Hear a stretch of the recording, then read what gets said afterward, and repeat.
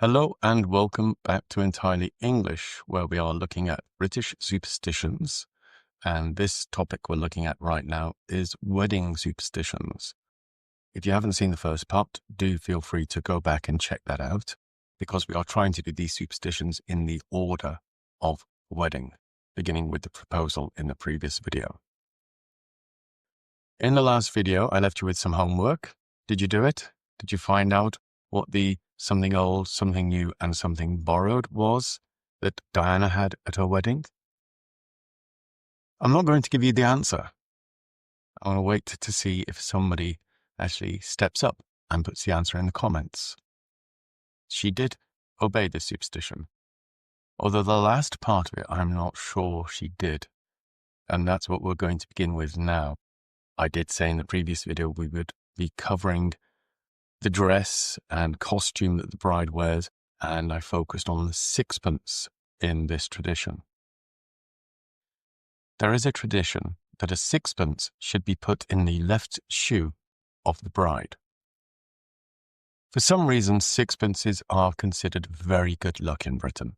The old sixpence, we don't have it in circulation now, was a small silver coin, pure silver, and it came into many superstitions. For example, Christmas pudding. You've seen Christmas puddings before? Again, go back and watch the Christmas traditions video I did. The Christmas pudding would often have a sixpence hidden in it, and whoever got the slice with the sixpence would be blessed for that year. They would have good luck all year round. Unfortunately, these safety health people say, no, it's dangerous. You can't put a sixpence in the Christmas pudding. What if somebody swallows it? A child might swallow it and die. So they stopped doing it. I don't know if it was made illegal, but certainly everybody stopped doing it, which I think is a shame. It was one of the fun things of Christmas. And in weddings, the sixpence symbolized good luck. So that rhyme we had last time, something old, something new, something borrowed, something blue, the tagline to it was, and a sixpence in the shoe. So the sixpence denoted good luck for the new couple. Again, because it's sixpence, it is imperial money, it was a symbol of prosperity and financial good fortune for the new couple. Something, obviously, every new couple needs. So the tradition has it, the bride's father would place the sixpence in the bride's shoe. And often that would cover the something old part of that rhyme, an old sixpence. It could also be linked to the old tradition of a dowry. Oftentimes, I think this still happens in some countries, when a man and woman marry, the bride's father should give a dowry. So sixpence was kind of like hark back to that dowry thing, and we will come back to the dowry with one of the next superstitions. Interestingly, although the sixpence has not been part of our legal tender in Britain for nearly 60 years, since we went decimal. In fact, when we went decimal, the sixpence was still in circulation, but it was valued at 2.5 pence. Very bizarre. The tradition of the sixpence is coming back into fashion. Many people having weddings now search eBay and so forth to find a sixpence to include in the bridal costume. So either in the shoe or sewn into the dress somewhere. And talking about money and sewing things into the dress, and as I mentioned, or I posted on the picture for the indoor superstitions, I'd forgotten money spiders. This is interesting. If a bride finds a money spider, can be any spider, but money spider preferably, on her wedding dress, she should not brush it off. The thought is that the money spider, that's these little tiny spiders, is weaving good fortune into the dress as a blessing. If you brush it off or kill it, you are killing that good fortune. You are bringing yourself bad luck. So years ago, centuries ago, people would actually sew a spider into the wedding dress, like the sixpence would be sewn into it, as this idea of the spider on the wedding dress bringing good luck. I'm not sure how that works. If the spider isn't there voluntarily, I don't think it would bring blessings to you, but all superstitions. And just to touch on the superstitions indoors.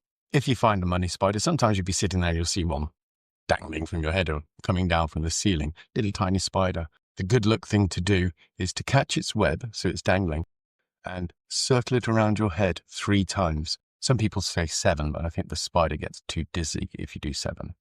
3 times, and then put it down somewhere, maybe outside. And that will bless you with good fortune. Obviously, I haven't seen a money spider for a long time. Sad. Now, part of the wedding costume, you have the dress, the beautiful shoes, all these things matching, and the train or the headdress is also the veil.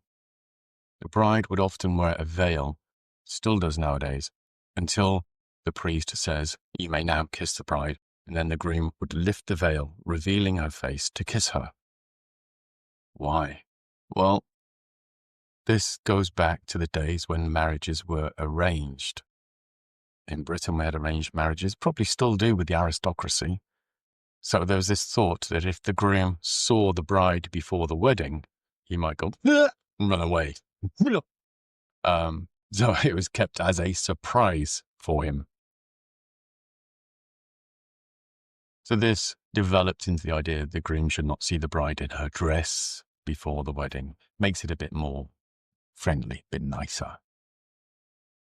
And a lot of people do try to do this. They keep the whole wedding dress part of the marriage secret from the groom until she walks into the church, when he should be able to turn around and see her and be like, "Ah, she's radiant."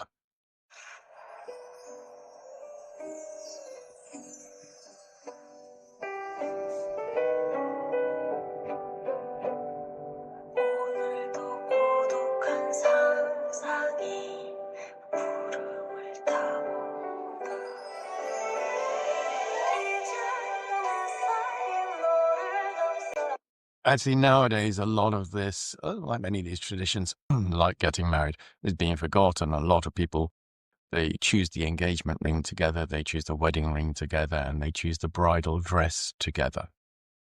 Personally, I think the bridal dress should be the choice of the bride and her mother or her friends. What she thinks makes her look the best. But people break traditions, people create new traditions. Who am I to judge?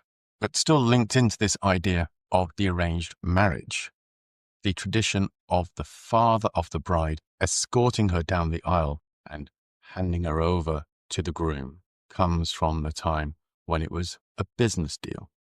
At least again for the aristocracy, the gentry, maybe for people like farmers who that join their farms by making the marriage. So it was symbolic of the father giving possession of his daughter to the new owner. I prefer to think of this as we mentioned in the previous video, the father relinquishing his responsibilities. He is no longer responsible for feeding, protecting, raising this girl. She is a woman now, and he's giving this responsibility to the new groom, the husband, who will take care of her for the rest of his life. And you might think this is sexist, but the father didn't have to look after his sons in the same way. The sons would be out working in the past from like 11, 12 years old, maybe younger, and they were pretty much independent. The father just trained them in things like good manners. But the daughter had to be protected because there's too many boys out there. Actually, there's a good quotation from Mina Kunis in her interview with Craig Ferguson. I'll see if I can find that and include that in this video. Please don't be offended. So the father walks the bride down the aisle. The priest says, "Who giveth this?" I can't remember. He said, "Who giveth this woman? Who giveth this bride? Who giveth this?" Anyway, the priest asks who is giving her over. The father says, "I am," and he steps forward. And in tradition, he would take her hand and place it in the hand of her husband-to-be, symbolizing this new bond and his separation from that. Why would the bride have to stand to the groom's left? Why is that? Now, in a previous video, again, I talked about why it is logical and correct that we drive on the right side of the car, on the left side of the road. And this is the same thing. The groom is free then to reach with his right hand for his sword to protect the bride if some danger comes. So some ogre bursts into the church. He can turn around, drawing his sword, and she's not in danger. If she was on his other side, his arm would be trapped by her. You'd have to turn the wrong way. It's not very economical in moves. So she stands on his left to free up his right arm for drawing his sword. In the previous video, in the proposal, beautiful little video from King the Land, we saw the gentleman put the engagement ring on her finger. Engagement ring symbolizes this commitment to be married. And then when they're married, at the end of the ceremony, he puts a ring on her finger. The same finger, the fourth finger of the left hand. I know in some countries they use the right hand. In Britain, many other countries, I think across Europe, we use the left hand. The reason being that in ancient Rome and possibly Egypt, they believed that a vein, the vena amora, ran from that finger to the heart, the vein of love. So putting on that finger linked him to love. Some skeptics say it's because that's the most little used finger of your hand. Your other ones are all quite active, and that one's a lazy little thing. So there's less chance of catching it on something that could damage your hand. I've preferred to believe in the romantic version. And why a ring? Quite simply, a ring is eternal. A circle goes on forever. So this is the symbol of their love going on forever. And kind of the hole in the middle could be considered the gateway to their future. But that's it. It's eternal love. Okay, after the ring is put on, and it's not, again, like skeptics and people who like to cause arguments saying it's a shackle, a handcuff, bonding her. It's the symbol of love. After that is done, and they're pronounced man and wife, they leave the church. Well, actually, everybody else leaves the church first. And normally they have the duty of signing the register to show they're married, legal stuff. And then when they leave the church, everybody's waiting outside, normally in 2 rows, either side of the church door, and they throw, traditionally, rice. Now, why rice? Being hit in the face with rice is not so nice. Normally they throw it up. But why rice? Again, is this idea of fertility, prosperity, and abundance. Grains are very fertile things. So throwing the rice is blessing them with fertility, children, and a happy, prosperous life together. Nowadays, churches and wherever people are getting married, they say don't throw rice because birds eat it and then they drink water and they explode. So people started throwing confetti, these little bits of paper, which were symbolic of sweets. I think in Italy, they used to throw sweets at weddings, and confetti comes from the word confection. Yeah. So confetti, these little paper bits, symbolic of sweets, maybe symbolic of a sweet marriage, sweet life together. But that's also banned because it sticks in the road and the grass, and it's a devil to clean, particularly when it's raining. So I don't know what people throw now. Haven't been to a wedding for ages, but those are the traditional things, rice and then confetti. Maybe they throw rose petals now. It's hard to throw rose petals. When they come out of the church and everybody's there, they are greeting these people for the first time as a couple, a married couple, which is then why we have what we call the reception. This is the party. Now, traditionally, the father of the bride should pay for everything involved in the wedding. Again, it links back to this dowry thing. So he pays for the church service, he pays for the cars, he pays for the dresses, he pays for the meal and the drinks at the reception.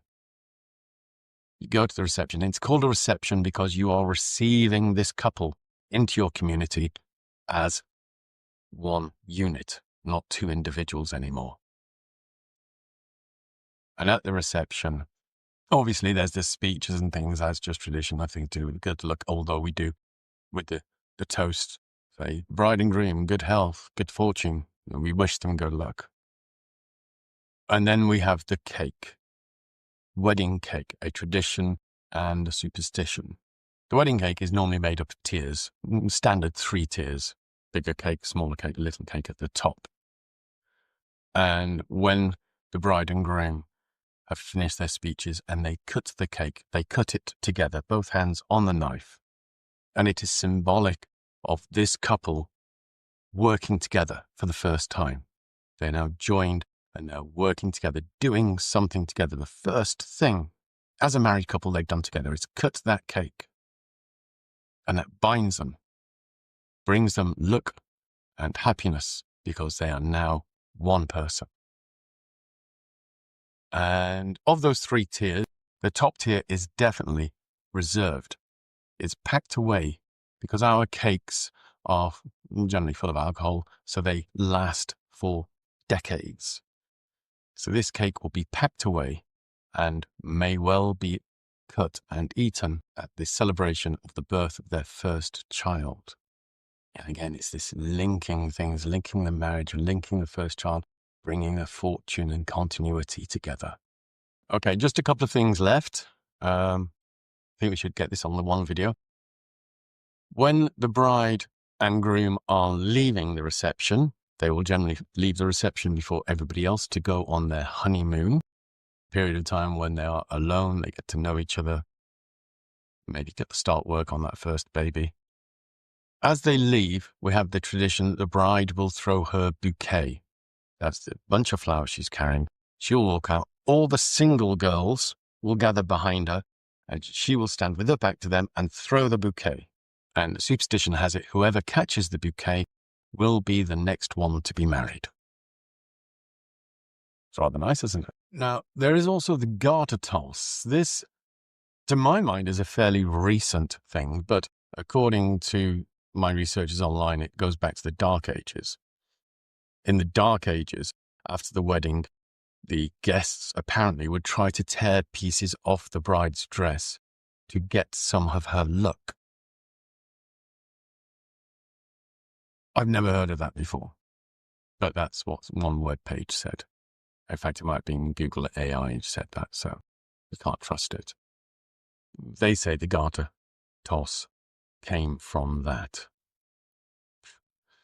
Garter, if you don't know, is this normally lacy piece that goes around the leg to hold the tights up before the days of elasticated tops. You had a garter to hold the tight up. Men would have garters for their socks as well, but the ladies' garter, the symbol here, what has been adapted, is the single men will gather together.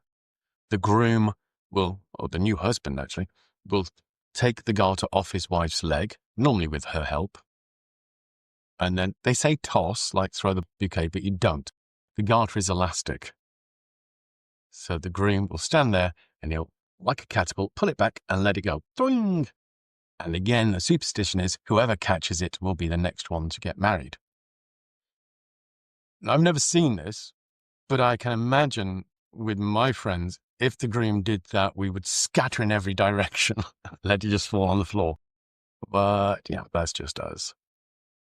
All right, the last thing with the wedding is when the bride and groom, the husband and the wife, arrive back at their home. You're probably aware of this. Tradition has it, the groom carries his new wife over the threshold. That means he picks her up and carries her through the door to their new home. Now, those horrible, cynic-y type people, there's other words I want to use, but I shan't because I don't want to offend people, would say this stems back to the caveman days, when the caveman would hit the cave woman over the head, and then carry her back to his cave as a trophy. Or the days of the Vikings or Romans, when they ransacked a village, would carry the women off to use them as their slaves. It's not about that. It's not about that. This is about good luck. For some reason, I'm not sure why, but they have this belief that when they walked through the door, demons, devils, imps could sneak through between her feet. Maybe it's to do with high heels, I don't know. But by carrying her over the threshold, they were locked out, thus ensuring happiness and protection for the household. There is also another belief, which is kind of sweet, which says that it protected the lady's dignity. Now you might think, oh, it's about her stepping in and tripping over and everybody laughing at her. It's not about that. The idea was the girl should appear reluctant. Oh no, I can't go into this house with you. I'm a shy girl. And the groom sweeps her up in his arms and carries her in, because she has to appear reluctant and shy and still that innocent maiden. But either way you look at it, carrying her over the threshold was to protect her either from the demons, which could follow her in, or from being thought of as easy, a Jezebel. Like with most of these things from history, and as we talked about with Stuart the other day, the fact that people invent reasons why things happen. There's no proofs. They invent why words were created. They invent why superstitions happened, either by logic or by sheer bloody mindedness. So the fact that we don't know where every one of these superstitions and traditions come from should not stop people following them. They are good, they are beautiful, they give us structure and continuity through our lives as well as through that married life. So this one's been quite long, but I did want to get it into just 2 parts and not roll over into a third video. I hope you enjoyed it. I hope you found it interesting. Again, there may well be things I have missed. So if you know of anything I've missed, pop it in the comments. Also, really interested to know about your culture. Are you from a country that still has arranged marriages? And do you do this whole veil, don't see the bride before the wedding day? Are you annoyed by the fact that people think that arranged marriages are a terrible thing and actually it works very well? Tell me about it. In your culture, are you one of the countries where the ring goes on the right hand rather than the left? And do you know why? Tell me about it. Okay, give me some information. And anything else which you have, which we don't have, any traditions, beautiful or horrible, let me know. Okay, hope you enjoyed this. If you did, click the like. If you want to stay up to date, do click the subscribe button and do share it with anybody you think would find it interesting. Maybe somebody you know from another country who has some traditions that they could share with us. Okay? So take care, be well, don't kill any money spiders. See you next time. Bye-bye.